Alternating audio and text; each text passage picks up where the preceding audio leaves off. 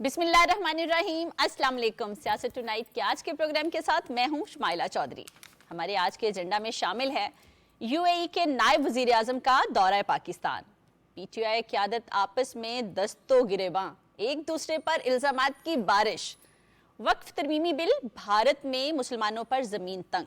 इस पर माहिराना राय देंगे रिजवान रजी और अमीन हफीज। अस्सलाम वालेकुम आप दोनों को। वालेकुम अस्सलाम व रहमतुल्लाह। और हमारे तीसरे साथी जो हैं आज कहीं ट्रैवल कर रहे हैं, जवाद फैजी साहब, इसलिए वो हमारे साथ नहीं हैं। रजी दादा बिस्मिल्लाह। बड़े आजकल सूटेड बूटेड होके आ रहे हैं आप, खुश हैं काफी? नहीं, मैं कहे को खुश हूँ नहीं, मेहमानों के आने पे जो इस्तकबाल होता है ना, मैं कहे को उदास हूँ। नहीं है, आपका खुश होना ही बनता है। और जब मेहमान पाकिस्तान आए हों हाँ। तो रजी दादा का तैयार होना तो बनता है खुशी में। मुत्तहिदा अरब इमारात जी, के यूएई के जो नायब वजीर आजम हैं वो 2 रोजा दौरे पर पाकिस्तान आए हैं। मैं तो यही जानना चाहूंगी कि ये दौरा कितना अहम होगा हमारे लिए। मुत्तहिदा अरब इमारात के पाकिस्तान के साथ बहुत पुराने और तारीखी ताल्लुकात रहे हैं और उन पुराने और तारीखी ताल्लुकात का जो निशानियां हैं आपको पाकिस्तान के हर अहम शहर में मिल जाएंगी। हाँ आपको पाकिस्तान के हर अहम शहर में शेख ज़ैद हॉस्पिटल मिलेगा। हम जिस यूनिवर्सिटी से दोनों पढ़े हैं वहाँ पे इस्लामिक सेंटर एक बना के दिया हुआ था, वो यूएई की गवर्नमेंट ने दिया था। बिल्कुल दिया। अच्छा, मज़े की बात है कि सेम मेजरमेंट, सेम डिज़ाइन, इतने ही रकबे का एक इस्लामिक सेंटर हम यूनिवर्सिटी ऑफ पेशावर में जब गए थे उस वक्त 80s में, तो वहाँ पे भी बना हुआ था। और पता चला कि कराची में भी ऐसा ही एक बना के उन्होंने दिया है। सही। अच्छा, लाहौर में भी है, रहीम खान में नहीं, वहाँ पे यूनिवर्सिटी नहीं है, वहाँ पे हॉस्पिटल है। लाहौर में दो शेख ज़ैद के नाम से हॉस्पिटल है, ठीक है। अच्छा, रहीम यार खान में है, कराची में है, मतलब हर उस जगह के ऊपर हमें अपने घर में बैठे हुए मुत्तहिदा अरब इमारात का कोई तारुफ हासिल करने की ज़रूरत नहीं है। हम घर से बाहर निकलते हैं तो हमारे यहाँ वो एक ड्रामा चला था पीटीवी पे, दुबई चलो, और फिर उसके बाद उसकी फिल्म भी बनी थी। तो दुबई जाने का एक ट्रेंड ये 70 की दिहाई के बाद जब लोगों को पासपोर्ट मिलना शुरू हुए तो वो करीब तरीन डेस्टिनेशन वही थी, वहाँ पे जाने का एक रुझान शुरू हुआ। इस वक्त माली तौर पे उन्होंने हमारी मदद कर रखी है। हमारे स्टेट बैंक ऑफ पाकिस्तान में पैसे रखे हुए हैं और वो हर साल उसको रोल ओवर भी करते रहते हैं। लेकिन मुझे ये लगता है कि ये जो दौरा है ना, ये मशरिक़ वस्ता की सूरत हाल के पस मंज़र में हो रहा है। क्योंकि अगर आपने नोट किया हो तो MBS के छोटे भाई हैं, वो मेरा ख्याल है नायब वज़ीर ख़ारजा है या नायब वज़ीर दिफा है। वो अभी कल ही ईरान के दौरे पे पहुंचे, बल्कि परसों, ठीक है। अच्छा। और उन्होंने ईरान से मुज़ाकरात किए हैं और ये भी कुछ इस तरह की बात करने के लिए आए हैं। आज सुबह की जो खबर है वो ये है कि वहाँ पे ट्रंप साहब ने ईरान को अपनी तरफ से फाइनल धमकी दे दी है। वैसे वो इस तरह की धमकियां बहुत सारे ममालिक को देते रहते वापस ले लेते हैं। हाँ, और नहीं, यू टर्न ले लेते हैं, वो देते रहते। वसीतर अवामी मुफाद, वसीतर अमरीकी मुफाद। बड़ा खूबसूरत कवर करते हैं अमीन साहब, बहुत खूबसूरत। अच्छा, वो ले लेते, वो धमकियां, उन्होंने ताज़ा तरीन धमकी ईरान को लगाई है कि जनाब इसराइल की मैं जंजीरें खोल दूंगा तुम्हारे ऊपर, और ये हो जाएगा और वो हो जाएगा। तो ये दौरे मुझे लगता है कि इस पस मंजर में हो रहे हैं, क्योंकि ये खित्ते के मालिक का ख्याल है कि ईरान जो है उसके पास लॉन्ग टर्म रिएक्शन के लिए तो कोई चीज़ है नहीं, तो वो इस खित्ते में रिएक्शन ना कर दे कहीं। तो वो ज़ाहिर है कि मुत्तहिदा अरब इमारात के ये नायब वज़ीर आज़म का जो दौरा है, मुझे इस सिलसिले की ही एक कड़ी लगता है। अब जब उसका एलामिया जारी होगा, प्रेस लिस्ट तो जारी हुई है कि वो किन किन शोबों में, पावर एनर्जी का शोबा है उसके अंदर वो करने आए हैं इन्वेस्टमेंट। उनकी इन्वेस्टमेंट है पहले ही। अच्छा, प्लान है उनका, इन्वेस्टमेंट का प्लान पहले ही है। हम उनको बहुत सारी चीजें, मजीद कई और शोबों में भी फिर हो सकता है, मजीद और शोबों में होगा। अभी हम 500 लोगों के ऊपर 500 एंटरप्रेन्योर इनवाइट करने जा रहे हैं IT के। जिस तरह अभी माइंस एंड मिनरल की कॉन्फ्रेंस हुई है ना, इस तरह एक IT की कॉन्फ्रेंस भी चंद दिनों में हो रही है। आपको पता है कि गेम जो डेवलपमेंट है IT के हवाले से, उसमें सबसे ज़्यादा जो इन्वेस्टमेंट है वो मुत्तहिदा अरब इमारात की है। और मुत्तहिदा अरब इमारात के अंदर भी जिस शख्स की है, उसका नाम सुन के आपको हंस देना चाहिए। वो साहब हैं उमर फारूक ज़हूर साहब, हाँ जी। जिन्होंने घड़ी खरीदी थी। जी जी जी जी ठीक है जी जी। वो पाकिस्तान के अंदर गेमिंग जोन और गेम डेवलपमेंट दोनों के अंदर हैवी इन्वेस्टमेंट कुछ $100 मिलियन के करीब, मतलब वो पार्टनर है ना वहां पे रॉयल फैमिली के, यूएई की रॉयल फैमिली के एक शहजादे के वो पार्टनर है, तो वो इनके अंदर इन्वेस्टमेंट करते हैं, तो वो कर चुके हुए हैं पहले। यानी हम जिस बंदे के रेड वारंट जारी कर रहे थे और दुनिया को बताने की कोशिश कर रहे थे, वो बंदा जिस दिन रेड वारंट जारी हुए थे उस दिन भी पाकिस्तान के दौरे में ये आपके लाहौर शहर में एक गेमिंग जोन का इफ्तिताह कर रहा था। तो मेरा मतलब है कि उनकी इन्वेस्टमेंट है यहाँ पे आईटी के अंदर भी, तो हम ये भी चाहेंगे कि यूएई भी यहाँ पे बैकएंड इसको बनाए, को थोड़ा बहुत काम हमें भी मिलना शुरू हो, क्योंकि 2030 तक हम आईटी से $60 अरब कमाने का इरादा रखते हैं। तो ये तभी मुमकिन होगा कि इस तरह के दोस्त अहबाब का हमें तामुन हासिल। बड़ा खुश आइन है दोस्त ममालिक का हमारे मुल्क में दौरे करना। उससे पहले प्राइम मिनिस्टर शहबाज शरीफ का दोस्त ममालिक में जाना, ये तो बड़ा क्लियर हो गया है अमीन साहब के पाकिस्तान कोई आइसोलेशन में नहीं है, उससे निकल आया है, दोस्तियाँ रिलेशन बड़े बढ़ रहे हैं। और बड़ी अच्छी बात कि जो हमारी तो यही ख्वाहिश होती है कि जब भी कोई आए हम यही पूछते हैं कि मज़ीद कहाँ इन्वेस्टमेंट होने चाहिए। जाहिर है जी, हमारी जो मौजूदा हुकूमत है, प्राइम मिनिस्टर साहब हैं और शहबाज शरीफ साहब, और नीचे पंजाब में मरियम और नवाज शरीफ साहबा, तो ये पूरी दुनिया को अट्रैक्ट कर रहे हैं कि बड़ा साजगार माहौल है, गैर मुल्की सरमायाकारों के लिए बड़ा महफूज और मुनाफा बख्श ये सरजमीन है, यहाँ पे आप इन्वेस्टमेंट करें, आपको फ़ायदा ही फ़ायदा होगा। नायब वज़ीर आज़म यूएई का जो दौरा है, मैं समझता हूँ कि पाकिस्तान और अरब अमारात जो हैं, इन ममालिक के दरमियान बड़ी दोस्ती, मोहब्बत, भाईचारे और ये बरादराना ताल्लुकात की बुनियाद पे जो सिस्टम आगे बढ़ा है, इसमें जो देखने की बात ये ना पाकिस्तान के नुक्ता नज़र से, वो आप इस अंदाज़ा लगाएं कि ये जो यूएई के ममालिक हैं, इनमें तकरीबन 10 लाख जो पाकिस्तानी हैं वो वहां पर रिहाइश पजीर हैं, काम करते और हैं, मुख्तलिफ शोबों में काम कर रहे हैं और अपनी सलाहियतों का लोहा मनवा कर वहां जो रकम कमा रहे हैं वो तरसीलाते ज़र की सूरत में, जो बानी साहब तो अक्सर फरमाते रहते हैं ना कि ना भेजें मुझे दें जब मैं इक़्तिदार में हूँ। हाँ, तो वो पाकिस्तान से मोहब्बत बुरी तरह से, ओवरसीज पाकिस्तानी जो है ना, ये बड़ी मोहब्बत करती हैं पाकिस्तान से। और वो आपको पता है, जब बंदा कोई भी अपने वतन में नहीं होता और वतन से दूर होता है, तो वतन की सरजमीन से आने वाली छोटी मोटी खबर और उसका कोई वीडियो क्लिप बाहर बैठे हुए लोगों के लिए बड़ा अट्रैक्टिव होता है। तो मैं बता रहा था कि ये 10 लाख पाकिस्तानी जो यूएई में मुख्तलिफ शोबों में काम कर रहे हैं, ये पाकिस्तान के लिए भी बहुत फ़ायदेमंद है। और इस तरह नायब वज़ीर आज़म यूएई का जो शेख अब्दुल्ला बिन ज़ैद अल नहान जो है, ये बड़े मोहतरम हैं, ये पाकिस्तान आ चुके हैं और अभी कल भी रहेंगे। 2 रोज़ा इनका ये दौरा है पाकिस्तान का, और ये बाहमी दिलचस्पी के अमूर और मुख्तलिफ जो शोबे हैं उनमें तावन आएगा। मतलब सरमायाकारी में, आईटी के शोबे में ये एक दूसरे के साथ मोहब्बत करने जा रहे हैं। बाकी रज़ीद दादा ने बता दिया है कि इन मोहब्बत भरे जज्बात के साथ साथ जो अमेरिका बहादुर की तरफ से धमकियाँ इस खित्ते के ममालिक को मिलना शुरू हो गई हैं, ये उस पहलू के साथ भी ज़रा इसको इन जो पाकिस्तानी हमारे डिप्टी प्राइम मिनिस्टर इस वक्त मुख्तलिफ ममालिक के दौरों पर जा रहे हैं और जाएंगे। इसहाक डार साहब अभी उन्होंने बांग्लादेश भी जाना है, अफगानिस्तान भी वो गए हैं। इसी तरह जो नायब वज़ीर आज़म है वो भी यूएई के, वो पाकिस्तान अब आए हैं। तो मैं समझता हूँ कि ये अभी कोई नई बात नहीं है। ये फरवरी 2025 में भी जब ये अबू धाबी के वली अहद पाकिस्तान तशरीफ लाए थे, तो उस वक्त भी हमने माइंस में, रेलवे, बैंकिंग में और इंफ्रास्ट्रक्चर में मुख्तलिफ मुआहदे किए। और गुज़िश्ता साल भी अगर हम देखें तो यूएई के साथ पाकिस्तान का जो प्यार मोहब्बत वाला रिश्ता है, जनवरी 2024 में भी जाहिर होता है। 10 लाख हमारे पाकिस्तानी। हाँ, और अभी 3 अच्छा, अरब डॉलर अभी की। अगर हम कोई बात कर रहे हो तो हमें तो यही लगता था कि दुबई हमारा जैसे पाकिस्तानियों का दूसरा घर है।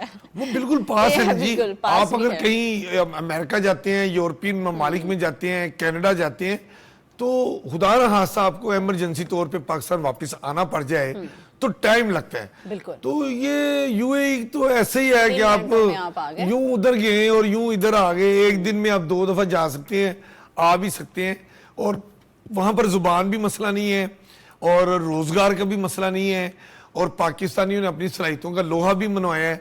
तो रजी दादा को तो पता है माशाल्लाह पाकिस्तान का और यूएई का जो प्यार मोहब्बत है, ये निक्के होंदे का प्यार है। वैसे ये भी बड़े खुश आइन बात है, हमारी किस्मत अच्छी है कि अगर हमारी घड़ी को चोरी करके कहीं बेचा गया तो महफूज हाथों में पास ही बेचा गया, पता चल गया हमें। नहीं, वो पाकिस्तानी है, वो पाकिस्तानी नयाद है, उमर जी, फारूक बिल्कुल। ज़हूर साहब जो हैं।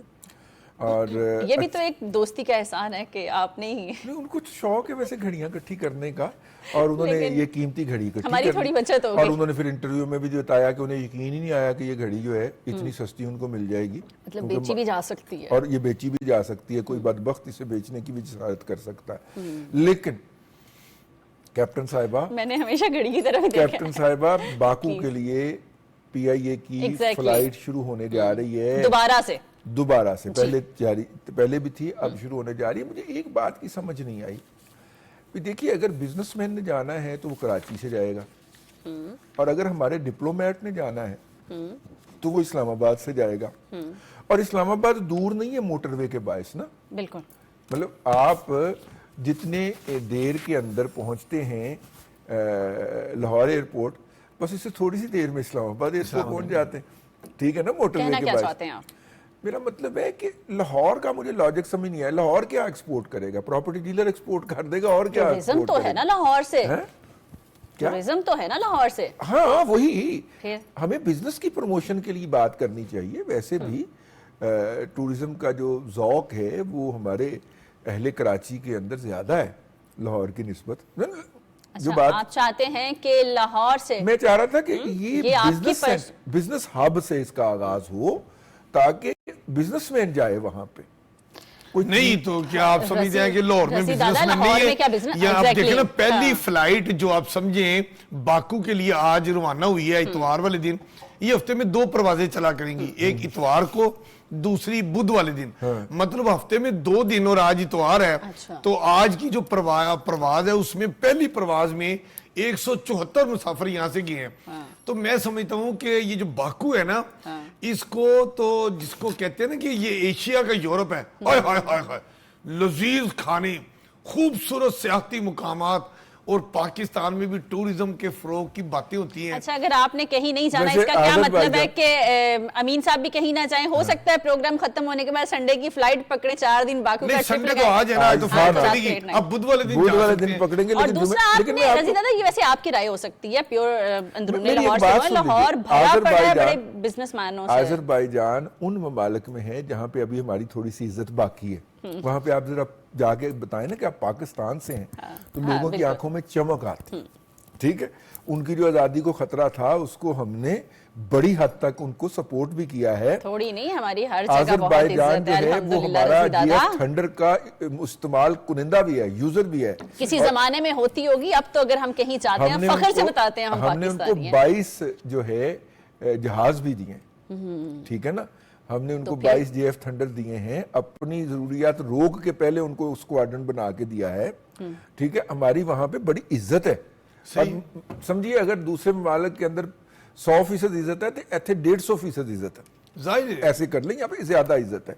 Malaysia, Bosnia Herzegovina, sorry Indonesia, Bosnia Herzegovina और आज़रबाईजान, एक आध और मुल्क भी है, वहां पे पाकिस्तान बकायदा एक रिस्पेक्टेबल नेम है, रिस्पेक्ट के इक्वेट करता है कि जब आप यही मैंने कहा है रजी दादा, यही मैंने कहा है कि अब तो पाकिस्तान का नाम कहीं लें। और उसकी मैं वजह तो ऑब्वियस है, मतलब कि अब पता नहीं, मुझे कहना भी चाहिए कि हमारी जो अपना अफवाज पाकिस्तान है, उन्होंने उनकी जो मुसीबत के वक्त मदद की है, उसके बायस उनके अवाम इसको ऐसा जानते हैं।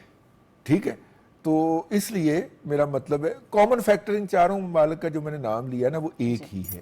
तो बल्कि क़याम पाकिस्तान से पहले इंडोनेशिया की जो आज़ादी की जंग थी वो मतलब कि चकवाल के बेटों ने जाके लड़ी थी। अच्छा सारी बातें अपनी जगह अमीन साहब, लेकिन मुझे रजी दादा की इस बात पे बड़ा इख्तिलाफ है। उन्होंने कहा लाहौर से क्यों स्टार्ट हो रही है, हालांकि लाहौर अंदरूनी लाहौर, हाँ जी, लेकिन यहाँ से बिजनेस नहीं है ना सर। क्यों नहीं, बड़े बिजनेस है, बहुत बिजनेस है रजी दादा। अच्छा ये आपकी पर्सनल राय हो सकती है, ओवरऑल हाँ जी मेरी राय हो, आप उसको खाली लाहौर ने ना समझे। लाहौर के इधर गुजरांवाला है, इधर सियालकोट है, वजीराबाद है, गुजरात है, ये सारे घंटे 1.5 घंटे में लाहौर आ जाते हैं और यहाँ से शो करदा लाहौर ये खाने के शौकीन हैं, बिजनेस के लजीज खाने और उसके बाद हमारा जो अच्छे मेहमान नवाज भी हैं, ऐसी बात नहीं है। सियालकोटी क्यों है लाहौर, उनके पास अपनी एयरपोर्ट है। नहीं अगर लाहौर से वो आते हैं जी, मीनारे पाकिस्तान देखते हैं, शाही किला देखते हैं। क्या हो गया रजी दादा, आपके साथ हम दोनों का इख्तिलाफ है इस बात पे, क्योंकि बहुत सोच के इतना सारा समझ के फिर ये प्लान हुआ होगा। बाकू का मेरी बात रजी दादा का हमारा इख्तिलाफ जारी रहेगा, लेकिन यहाँ पे लेंगे एक छोटी सी ब्रेक। स्टे विद अस।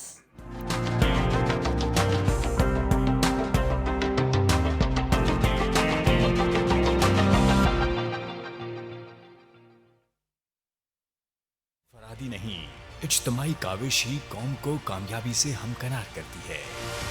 इससे पहले कि पोलियो हमारे बच्चों को उम्र भर के लिए माजूर बना दे, इन्हें पोलियो के कतरे जरूर पिलवाएं। महकमा सेहत की टीमों से ताउन करते हुए जिम्मेदार शहरी होने का सबूत दें, क्योंकि सेहतमंद बच्चे ही कल के रोशन मुस्तकबिल की जमानत हैं।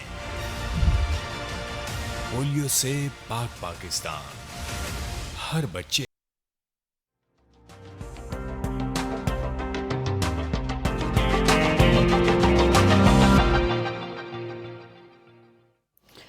वेलकम बैक रजी दादा। की हमारे साथ तो इख्तिलाफ चल रहा है, इख्तिलाफ रहेगा, कोई वजह बनती है ना, समझ आती है, ठीक है। शुमाइला, अगर मैं बाकू जाने का प्रोग्राम बना लूं जी और मैं ये कहूं कि वहां पर सारे इंतजाम मुकम्मल हो गए हैं और हमें बड़ा पुरतपाक वहाँ हमारा इस्तकबाल भी होगा, और हम एक हफ्ते का ये तफरीही मुतालियाती दौरा और अंडर द टेबल उसमें बिजनेस सरमायाकारी की बात भी हो, तो हम प्लान करते हैं।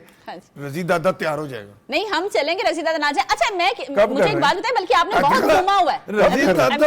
अमीन साहब आपने बहुत पाकिस्तान को घूमा हुआ है, पाकिस्तान से बाहर भी बहुत गया। पाकिस्तान की अगर बात करें तो पाकिस्तान में भी तो बहुत सारे सही मुकामात होंगे ना। कौन से? बाकू से बहुत खूबसूरत होंगे। भाई मेरी बात सुन ले, तो फिर आप कभी शाही किले में वो जो सैटरडे संडे क्या प्रोग्राम इनका होता है जी, जो शाही किले में होता है, हिस्ट्री बाय नाइट। हाय हाय हाय, मैं कहता हूँ यूं बादशाह सलामत के आप मेहमान होते हैं। नहीं, और आपको नॉर्दर्न साइड पे जाएं, प्रोटोकॉल में शाही किला लाहौर में लेके जाते हैं। आप वाघा बॉर्डर जाएं, आप कसूर के बॉर्डर पे जाएं, वो रेंजर्स की और इंडियन और पाकिस्तान के सरहदी मुहावजों की परेड देखें। लाहौर से बाहर जाएं तो लाहौर से बाहर भी चले जाएं, क्या बात है, खूबसूरत हमारा कश्मीर, शुमाली इलाका जात।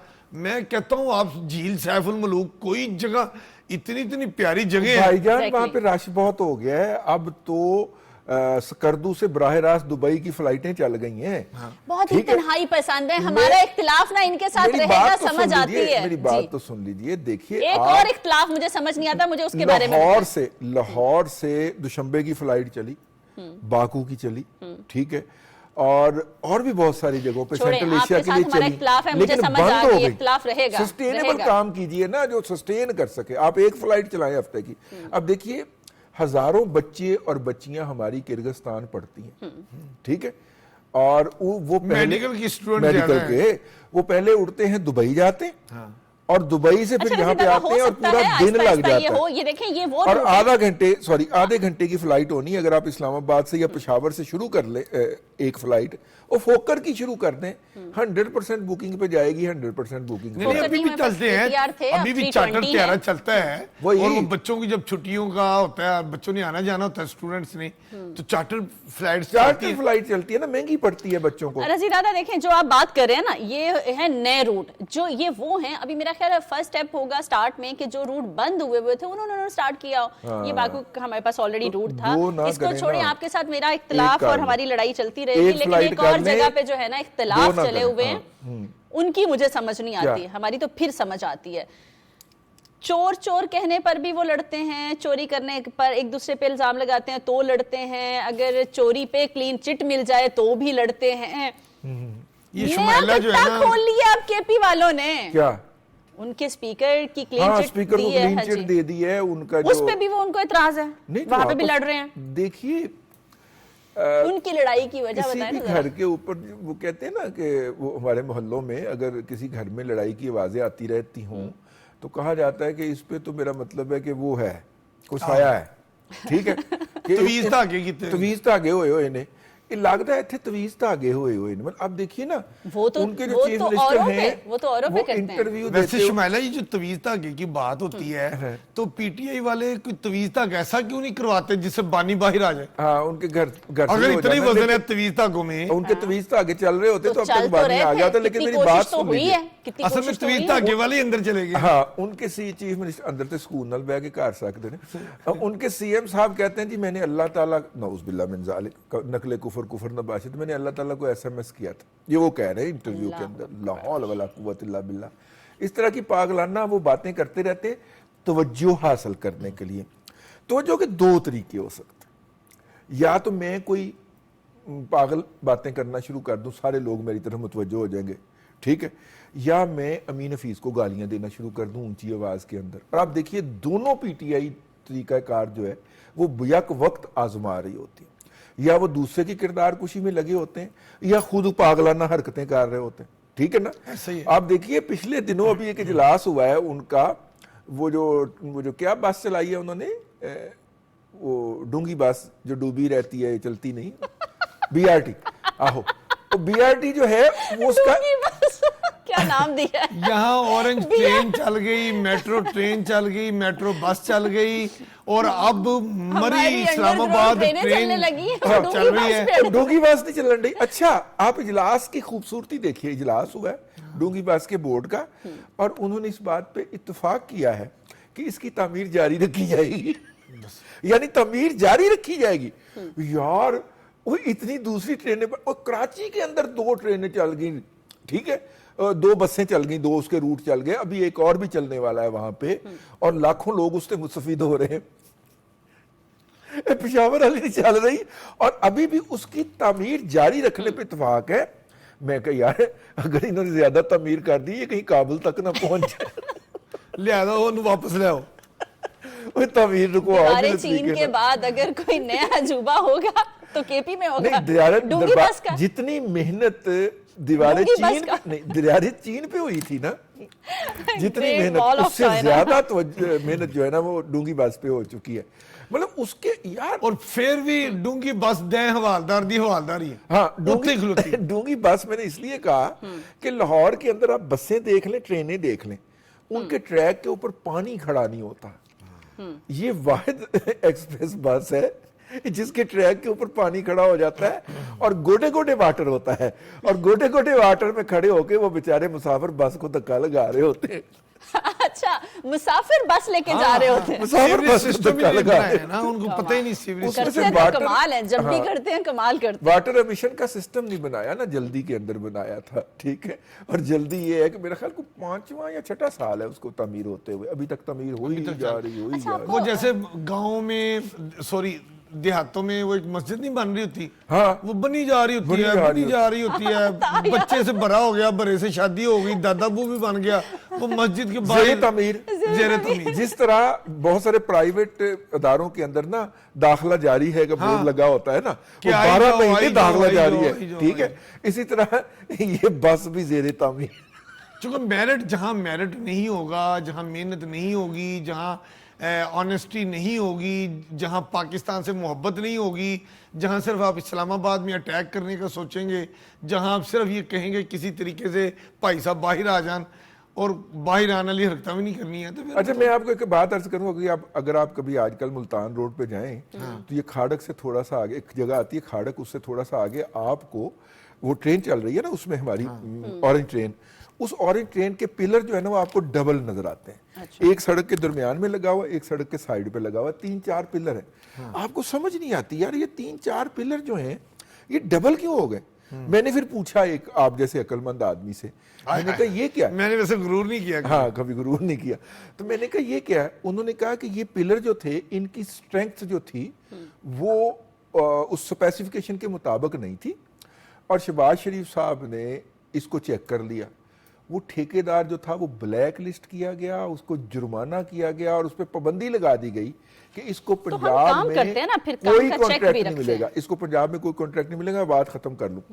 लेकिन उसको वो ब्लैक लिस्टेड था, उसको बुला के तो बीआरटी पेशावर का ठेका दे दिया उसको, जिसको पंजाब में ब्लैक लिस्ट कर दिया गया था, जुर्माना कर लिया गया था, उसकी सिक्योरिटी जब्त कर ली गई थी उसको।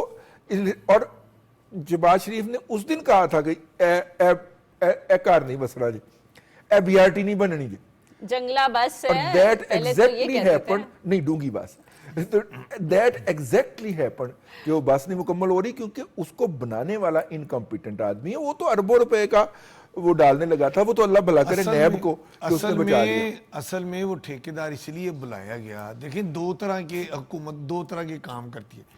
एक प्रोजेक्ट होता है जिसको मुकम्मल करना होता है टारगेट टाइम में। जैसे शहबाज शरीफ साहब पंजाब में वजीर आला थे तो मतलब उनका एक नाम मशहूर हो गया, शहबाज स्पीड।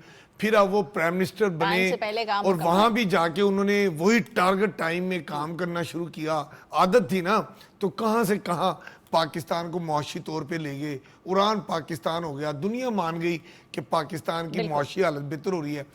लेकिन जहां आपकी नीयत में फतूर हो, आप ये आपस में इलेक्टेड लोग होके, फिर मेरी गल दूर चली जाएगी, इलेक्टेड लोग होके, रिस्पॉन्सिबल लोग, लेजिस्लेशन करने वाले लोग ये कहें ठेकेदार से कि यार बस सड़क नूं काला कर दे ते पैसे दे दे।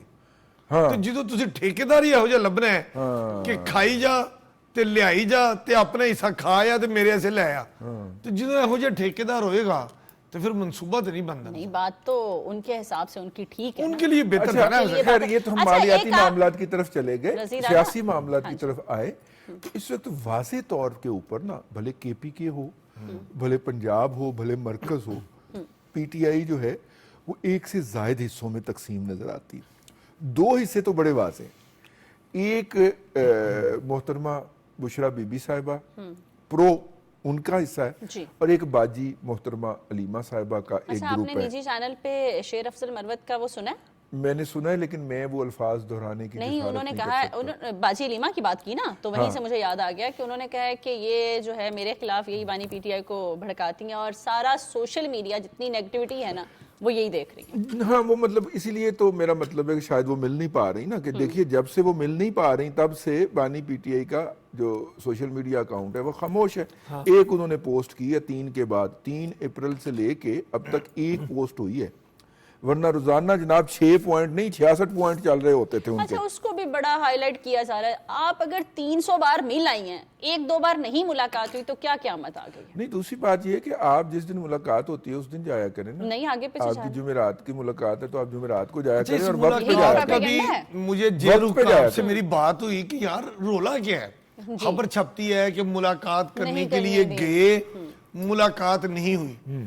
अब ये देखें, हमें याद है कि जब नवाज शरीफ साहब भी कोट लखपत जेल उनको कैद रखा गया और मतलब उनको मुंतहिब वजीर आजम को उठा के जेल डाल दिया गया। कहाँ प्राइम मिनिस्टर हाउस, कहाँ कोट लखपत जेल। मुलाकातें वहां भी होती थी, दिन मुकर्रर थे, बिल्कुल फैमिली के लिए दिन अलग होते थे और पार्टी के ओहदेदारों और कारकुनों के लिए मुलाकात का दिन मुझे याद है जुमेरात होता था और वो जुमेरात को मुलाकात होती थी।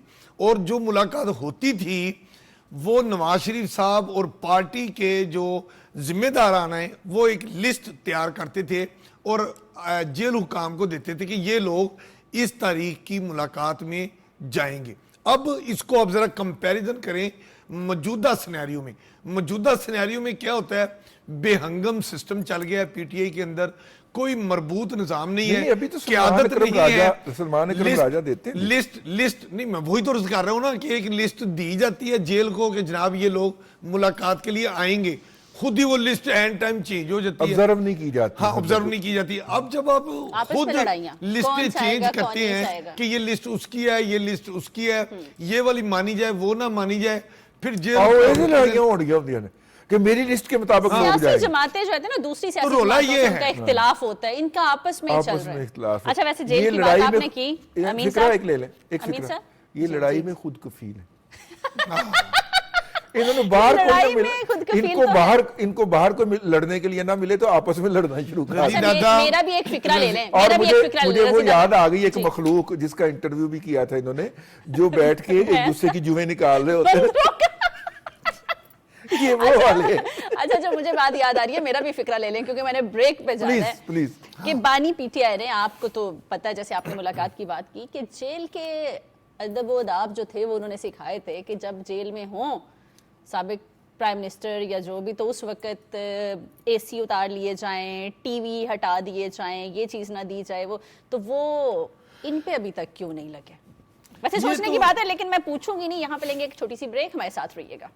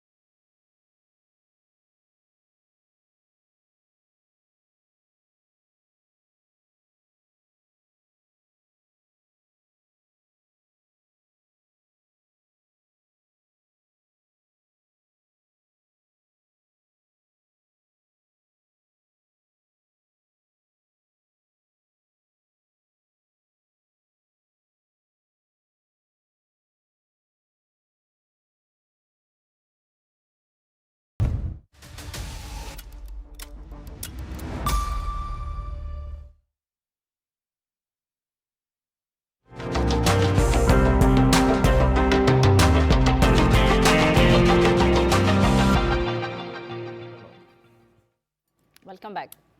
लड़ाई में वो खुद कफील हैं, बनता है। और दूसरा, आपने कहा कि जेल में जाते हैं मुलाकातें नहीं होने देती, मुलाकातें नहीं हो पाती, तो वो अपने मुर्शिद से दम करवा लेना, मुलाकातें हो जाएंगी, किसी की क्या जरूरत है? सर मैंने तो कहा, जब कहा जाता था कि तवीज धागे की सरकार जो है, उन्होंने ऐसा जबरदस्त तवीज धागा किया है और ऐसा सदका और वो सिस्टम और वो जो बनी गाला में सब कुछ होता था, सबको याद है।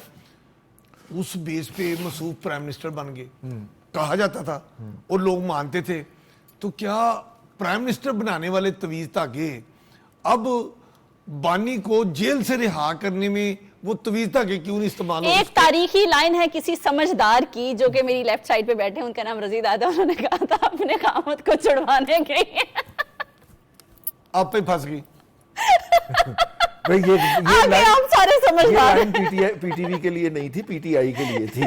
ठीक है, लेकिन मैं आपको एक बात, मैं कहीं दूसरे, हाँ जी, मैं मतलब पीटीआई के लिए थी, पीटीवी के लिए नहीं थी। नहीं, पीटीआई की बात की है। लेकिन देखिए एग्जैक्टली आपने तवीज की बात की ना कि वो वहां पे कर लें। बुनियादी तौर पे उसके लिए अगर आपको पता हो तो जब गिरफ्तार किया गया था उनको अपना ज़मान पार्क से, तो उस वक्त कोई हड्डियां वगैरह निकली थी। वो आपने अगर देखा हो, वो जहाँ पे बहुत बड़ा ट्रांसफार्मर लगा हो, उसके ऊपर ना एक खोपड़ी और दो हड्डियों का ऐसे निशान बना होता है खतरे का। वो इस तरह की चीजें भी बरामद हुई थी। अब वो जो तवीज धागा है उसके लिए सारे इंग्रेडिएंट दस्तयाब होंगे तो फिर ही वो तवीज धागा मुअस्सर हो पाएगा ना। तो वो इंग्रेडिएंट दस्तयाब नहीं हो रहे, मतलब वो चीजें, वो मतलब कि किसी को जलाना भी होता है, वहां पे राख बनाना होता है, किसी का कुछ करना होता है, तो वो नहीं है। जैसे ही वो सहूलतें दस्तयाब हो जाएंगी आप देखिएगा, ठीक है। हाँ, मतलूबा सहूलत मुयस्सर हो जाएगी तब हो जाएगा, तब हो जाएगा। और कभी नहीं होगी ये बहुत वो जो कहती है ना, मतलूबा सहूलत मुयस्सर नहीं है, तो जब नहीं मुयस्सर है, हो जाएगी, नहीं है तो नहीं है। रजी दादा, भारत में वक्फ तरमीमी बिल, क्या ये सीधा सीधा कब्जा करने का लाइसेंस नहीं है? मैं आपको अर्ज करूं, पहले हम बताइए, हम ये बताना चाहेंगे कि वो है क्या? वक्फ जो है वो है कि जो कोई भी मुस्लिम या नॉन मुस्लिम इंसान, कोई भी इंसान जो है वो ये समझता है कि उसके नाम से कोई चीज रहे, ओके, तो वो अपने नाम से कोई चीज वक्फ कर देता है, दे दी, ट्रस्ट बना देता है, जिसको हम तो ताज़ा तरीन जुबान में कहते हैं। और वक्फ की जमा है औकाफ। ठीक है, औकाफ दो तरह के होते हैं, एक मुस्लिम औकाफ पाकिस्तान में है, एक गैर मुस्लिम औकाफ है, जिसका नाम अवैक्यू ट्रस्ट प्रॉपर्टी बोर्ड है। ठीक है, इस वक्त पाकिस्तान में अवैक्यू ट्रस्ट प्रॉपर्टी बोर्ड की इतनी कीमती बिल्डिंग्स हैं। मैं उस दिन देख रहा था, डिंगा सिंह बिल्डिंग जो है वो अवैक्यू ट्रस्ट प्रॉपर्टी बोर्ड की बिल्डिंग है। ठीक है, अच्छा, इस तरह और भी बहुत सारी बिल्डिंग्स जो हैं वो अवैक्यू ट्रस्ट प्रॉपर्टी बोर्ड की। ठीक है, ठीक है, लेकिन आज तक किसी को जरूरत नहीं हुई कि वो उसके ऊपर हाथ साफ करने की बात करे, कानूनी तौर पे या गैर कानूनी तौर पे। ठीक है, और अवैक्यू ट्रस्ट प्रॉपर्टी बोर्ड की जो बिल्डिंग्स हैं उनकी जो इनकम है उससे पाकिस्तान के अंदर गैर मुस्लिमों की, ख़ास तौर पे हिंदुओं और सिखों की जो इबादत की जगह हैं उनकी बहाली के लिए, जो उनके मंदिर हैं, गुरुद्वारे हैं और बड़े बड़े तारीखी गुरुद्वारे, यानी कि राम की आंखों से दो आंसू ढलके थे और दोनों झीलें बने थे, और एक झील जो है ना वो हमारे यहाँ कटास के किले के कटास में है। ठीक है, आप उसकी तकद्दुस का अंदाजा करें उस मजहब के लिए, हम एहतराम करते हैं। ठीक है, और मेरा मतलब है कि उसकी हिफाजत अब उसको किस बार बहाल कर रहे हैं। ठीक है, सही। और मेरा मतलब है अगर आप उसको सिर्फ यात्रियों के जाने के लिए भी खोल दें तो ये भी बहुत बड़ी बहाली होगी। आप सियालकोट में देखें, जो नारोवाल के बॉर्डर के ऊपर जो हुआ है जी, वो बहुत बड़ा मुकाम है।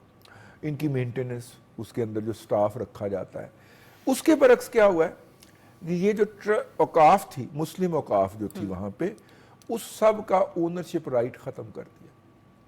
यानी अब वहां पे बात ये हो रही है कि मुसलमानों के कब्रिस्तान जो हैं वो खत्म किए जाएं, इनको भी अपने मरहूमीन को जलाने के ऊपर मजबूर किया जाए, क्योंकि कब्रिस्तान से जगह गिर जाती है और उसके नतीजे में क्या होता है।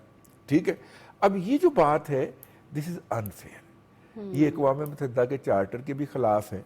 ठीक है, ये इस कानूनी तरमीम से पहले तक भारत के अपने यूनियन आइन के खिलाफ थी। तो फिर आलमी बरादरी इस पे आवाज क्यों नहीं उठाती? आलमी बरादरी के मालियाती मफाद वाबस्ता है ना, उन्होंने भारत से कॉन्ट्रैक्ट लेने। अब देखिए ना, जो वो राफेल खरीदने जा रहे हैं, राफेल होता तो फिर मैं देखता। वो जब मार पड़ी थी ना, 27 फरवरी को मार पड़ी थी ना, तो फिर मोदी साहब ने कहा था अगर राफेल होता तो मैं देखता। ठीक है, तो वो राफेल भी लेने हैं, और तकरीबन वो सैकड़ों अरब डॉलर का प्रोजेक्ट है जो उन्होंने फ्रांस को देना है। और दुनिया ने उनसे इतने अरब डॉलर ईंटने हैं, दुनिया ने उनके साथ तिजारत करनी है। इस इलाके के अंदर अमेरिका जो है वो उसको बता रहा है भारत को, भला क्या बता रहा है वो, आपने लतीफ़ा सुना हुआ? कौन सा? एक गीदड़ ने कहा कि देखो, शेर के भी उतने ही अज़ा हैं जितने हमारे हैं, उतनी उसकी 2 आंखें हैं, 2 कान हैं, एक दुम है, ठीक है, 4 पाँव पे वो चलता है, लेकिन यार वो शेर जो है ना, वो जब चाहता है जिस जानवर को जंगल में शिकार कर लेता है, हमें को पूछता ही नहीं। तो उसका जो अक्लमंद गीदड़ था उसने कहा कि देखो, तुमने शेर को देखा है, जब उसने शिकार करना होता है तो पिछली टांगों पे बैठ के तो पूरी तरह एक ख़ास पोजीशन में आ जाता है, उसकी आंखें सुर्ख हो जाती हैं, उसके कान हवा में लहराना शुरू कर देते हैं, खड़े हो जाते हैं और दुम लहराना शुरू कर देती है, और फिर वो जंप करता है और इतने बड़े सांड को पकड़ के तो जनाब गिरा लेता है। तो गीदड़ ने कहा ठीक है, मैं भी एक कोशिश करता हूँ, आपने मुझे बताते जाना है, ठीक है ना। अब जनाब उसने पोजीशन ली, उसने कहा मेरा जिस्म के ऊपर ईंठन तारी हो गई, उसने कहा हो गई, मेरी आंखें लाल हो गई, उसने कहा हो गई, मेरे कान खड़े हो गए, हाँ हो गए, मेरी दुम हवा में लहरा रही है, उसने कहा लहरा रही है। उसने जनाब छलांग मारी, आगे एक सेहतमंद किस्म की का भैंसा खड़ा हुआ था, उसने ऐसे सर को घुमाया, वो पड़ा हुआ था गीदड़, उसकी टूट गई पसलियां, और वहां पे रोते हुए कह रहा था ना मेरी आंख लाल हुई थी, ना मेरे कान खड़े हुए थे, ना मेरा दुम हवा में लहरा रही थी, तुमने मुझे मरवा दिया, तुमने मिस रिपोर्टिंग करके मुझे मरवा दिया। भारत को भी इस वक्त अमेरिका एग्जैक्टली यही कह रहा है कि तेरी आंख भी लाल हो गई है, तेरी दुम भी हवा में लहरा रही है, तो चीन के साथ टकराया, ठीक है। हालांकि भारत को पता है कि उसकी चीन के साथ टकराने की कोई पोजीशन नहीं है।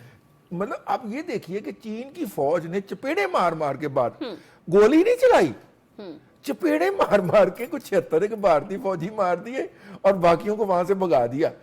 और उन्होंने 1400 स्क्वायर किलोमीटर के बराबर रकबा जो था उस पर कब्जा कर लिया।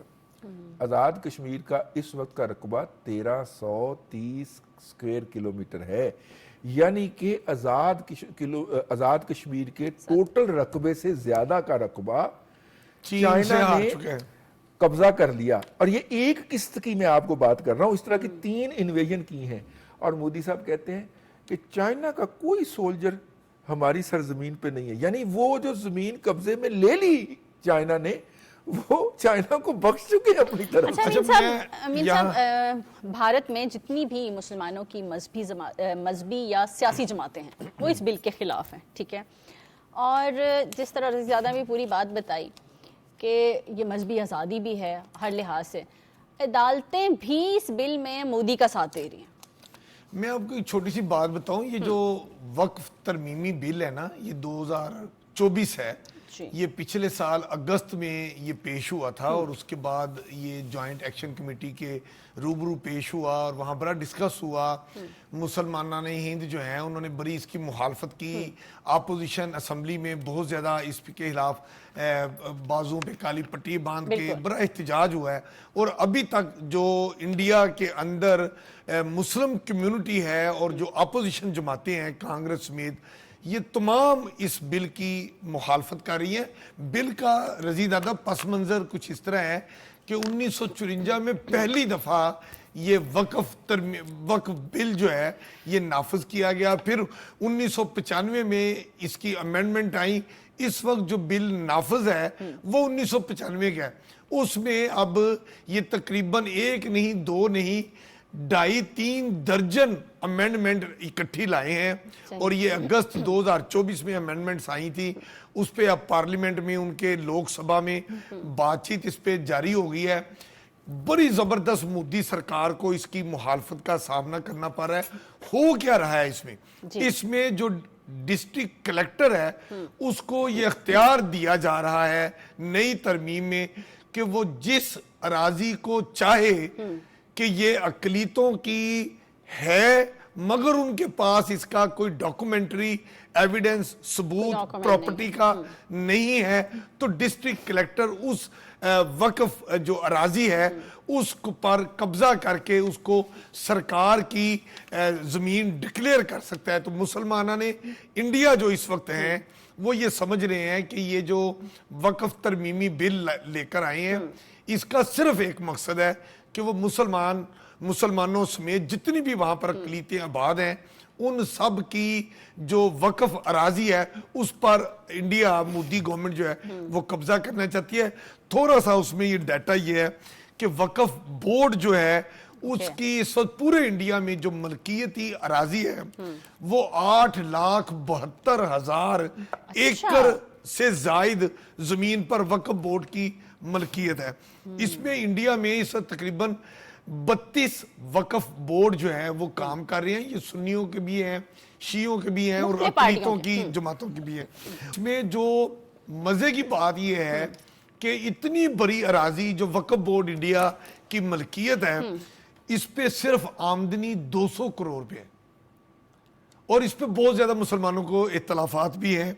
तो इसमें जो मैं जाती तौर पे समझा हूं इस वक्त लोकसभा में ये जो वक्फ तरमीमी बिल आया है और इस पे जो कांग्रेस अपोजिशन जमातें इवन मोदी की जो अपनी साथी जो उसकी जमातें हैं जो उसके साथ गवर्नमेंट के साथ इलाहा किए हुए हैं वो भी इस बात की मुखालफत कर रही हैं कि अगर ये तरमीमी बिल पास हो गया तो वो मुसलमान वोट से जो है ना महरूम हो जाएंगे अगले इलेक्शन में और मुसलमानों की मुखालफत का इनको सामना करना पड़ेगा।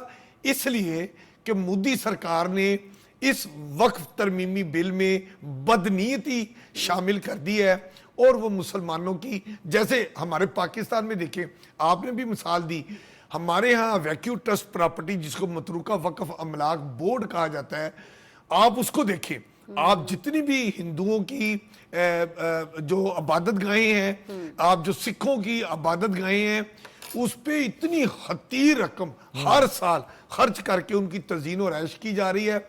हम देखें अपनी अकलीतों को, मुझे एक मौका हम तो अपने परचम में भी अकलीतों का नुमाइंदगी रखते हैं। नुमाइंदगी रखते हैं। मौका। एक उसमें मुझे मौका, एक मिनट, आज पोलियो की मुहिम थी, प्राइम मिनिस्टर साहब ने कतरे पिला के उसका इफ्तिताह किया है। हाँ, 21 अप्रैल से शुरू हो रही है, हाँ, कल से, लेकिन एक दिन पहले इफ्तिताह हर होता है। बच्चा हर बार, ठीक है, 2 कतरे। ये नारा है 2 कतरे इस मुहिम का। हर और बच्चा हर बार हर बार। ये पूरा ये है शमेला, मैं आपको जी, बताऊं, exactly, हर आज बच्चा। जब भी कैंपेन चले नेशनल लेवल की या डिस्ट्रिक्ट लेवल की, एंटी पोलियो कैंपेन, उसमें 5 साल तक की उम्र के हर बच्चे को हर बिल्कुल बार जी, हर हिफाजती बच्चा कतरे और पीना हर बार। लाजमी है। हर बच्चा और हर बार 5 साल की उम्र तक कतरे जरूर पिए। हमारे प्रोग्राम का वक्त खत्म हो गया, अपना ख्याल रखिए, हमें फीडबैक देते रहिएगा। अल्लाह हाफिज और पाकिस्तान जिंदाबाद।